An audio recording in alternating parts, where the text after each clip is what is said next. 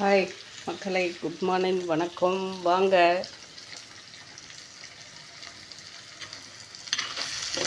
வீடியோக்குள்ளே போகலாம். அம்மா வீட்டிலிருந்து முருங்கைக்கீரை கொண்டு வந்தாங்க.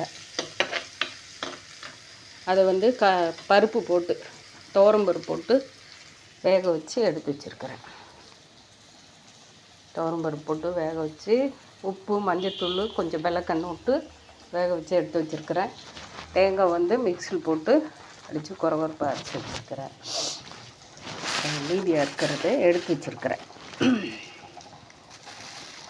நம்ம இந்த பூவு காய் நல்லா இப்போ காயோட இதை ஆச்சு பார்த்ததே ஒரு ஆசை வந்துடுச்சு. அம்மா அது கொஞ்சம் பறிச்சு கொடு அப்படி. மேலே 3வது மாடியில் இருக்குது, 2வது மாடிக்கு மேலே 3வது மாடியில் டேங்க் வச்சுருக்கிறது. அம்மா அவங்க வீட்டுக்கு முன்னாடி இருக்கிற செடியில் ஃபுல்லாக காய் பிஞ்சு வச்சிருச்சிங்க. ரொம்ப மேலே போயிட்டுருந்தால போன டைம் போயிருக்கும்போது அங்கே இருந்தால் பறிச்சுட்டு வந்தேன். இப்போ வீட்டுக்கு பின்னாடி இருந்து மேலே போயிட்டுருக்கோம். வீட்டுக்கு மேலே அங்கேருந்து பறித்து எடுத்துகிட்டு வந்துச்சு.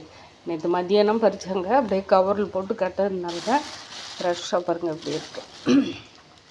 இதை நாளைக்கு சண்டே ஏதாவது ஸ்பெஷலாக செய்யலான்னு சொல்லிட்டு எடுத்து வச்சுட்டேன். மீதி பருப்பு போட்டு வேக வச்சுட்டேன். அந்த தண்ணி பருப்பு போட்டு வேக வச்சாலும் சரி, அந்த தண்ணி எடுத்து ரசம் வச்சு, அதாவது கிராமத்தில் கீரை பொரியல் பண்ணி அந்த தண்ணி எடுத்து ரசம் வைங்க அப்படின்வாங்க. அந்த மாதிரி இன்றைக்கி 3-4 தக்காளி கட் பண்ணி போட்டு, பூண்டு, சின்ன வெங்காயம், கடுகு, உளுத்தம்பருப்பு, மிளகாத்தூள், மஞ்சத்தூள் போட்டு நல்லா தக்காளி போட்டு வணக்கி விட்டு, அதுக்கப்புறமா இந்த கீரை தண்ணியை வடித்து அதிலே ஊற்றிருக்கிறேன். ரசம் ரொம்ப நல்லாயிருக்கும். புளி போடல, நான் புளி போடாமல் இந்த முறை தக்காளியே போட்டு செஞ்சுருக்கிறேங்க. இந்த சாப்பாடு அடித்து வச்சுருக்கேன். இன்றைக்கு சமையல் இது தான், கீரை பொரியல், தக்காளி கீரை ரசம். கீரை தண்ணியில் தக்காளி போட்டு ரசம் வச்சுருக்கிறேன். இந்த மாதிரி நிறைய பேருக்கு கிராமத்தில் இருந்து இப்போ டவுனுக்கு வந்தவங்களுக்கு இருக்கும், நிறைய பேர் கிராமத்தில் வாழ்ந்துட்டுருக்கிறவங்களுக்கும் இந்த ரசம் எப்படி இருக்குது டேஸ்ட்டு அப்படின்னு சொல்லிட்டு எல்லாருக்குமே தெரியும். நம்ம சொல்லணுன்னு அவசியம் இல்லை.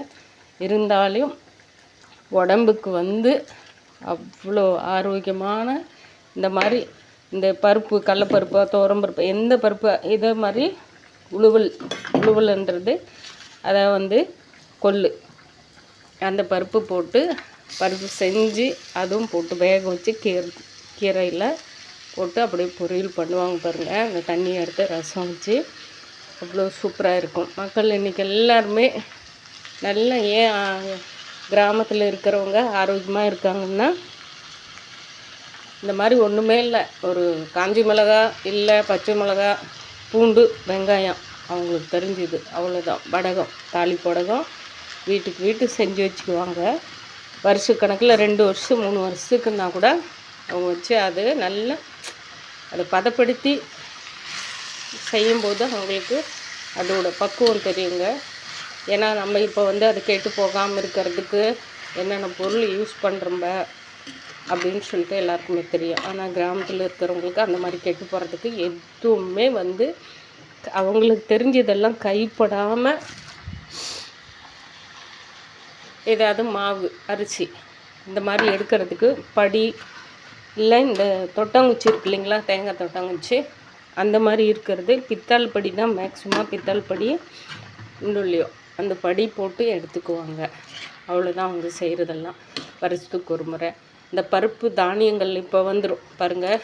எல்லாமே அவரைக்கொட்டை, அவரைக்கொட்டை, துவரங்கொட்டை, தட்டைப்பயிறு எல்லாமே நம்ம இப்போ விளைஞ்சி எடுக்கிறது எல்லாமே இப்போ இன்னுமே மண் கட்டி தான் பருப்பு அடைப்பாங்க கிராமத்தில். அவங்க தேவைக்கு வீட்டுக்கு வச்சுக்கிறது எல்லாமே மண் புத்து மண்ணுன்னு இல்லைங்களா, அங்கே செம்மண்ணுன்னு வாங்க. அங்கே நம்ம இங்கே புத்து மண்ணுன்றம்ப சிவப்பாக இருக்கிற மண், கொலையில் இருக்கிறத எடுத்து அது நல்லா தண்ணியில் போட்டு கரைச்சி அந்த எத்தனை மூட்டைனாலையும் சரி மண் கட்டியும் ஊற வச்சுருவாங்க.